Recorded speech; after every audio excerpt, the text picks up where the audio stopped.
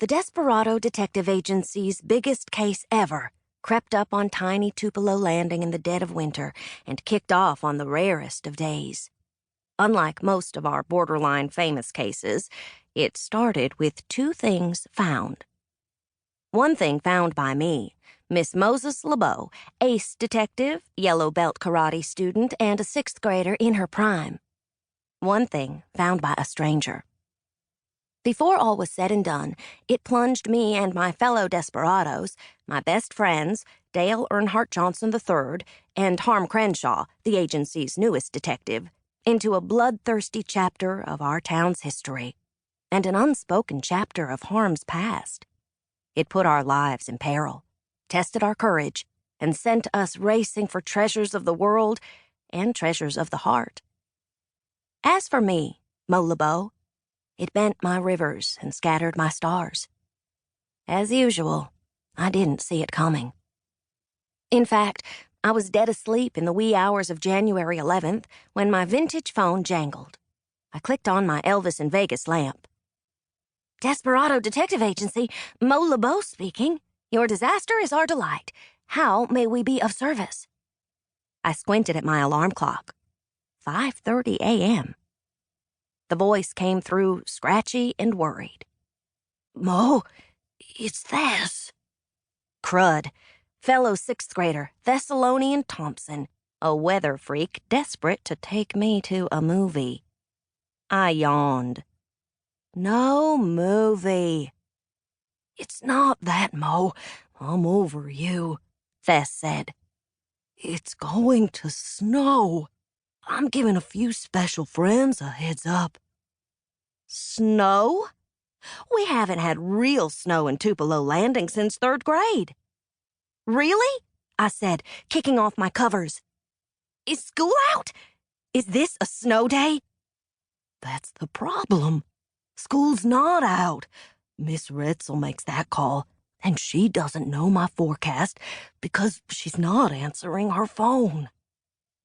Our teacher, Priscilla Retzel, tall, willowy, able to do math in her head, is the most normal person in my shy of normal life. I adore her. Secretly, she likes me too, but ever since she got caller ID, she's been slow to pick up sixth graders' calls. Mo, will you go to her house with me? Thess asked. I'm an introvert, and you're not. True. The gardenia outside my window shimmied in the moonlight. What in the blue blazes?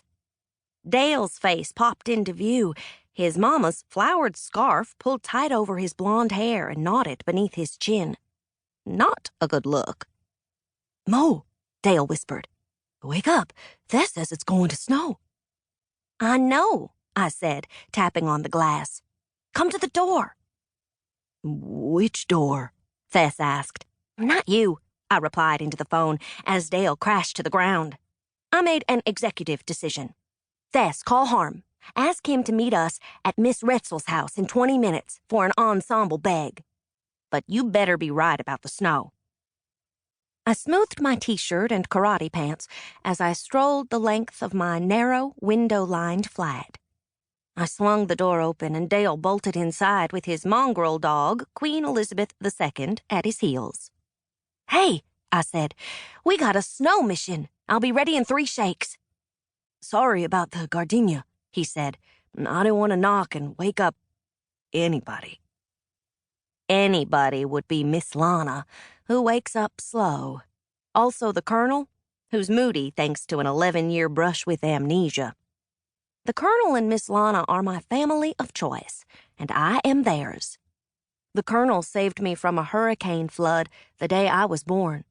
Together, we operate the cafe at the edge of town. Dale unzipped his oversized jacket, a cast-off from his daddy, who won't need it for 7 to 10 years unless he gets time off for good behavior, which he won't. Hurry, Mo, I'm sweltering to death, Dale said. Mama made me lay over.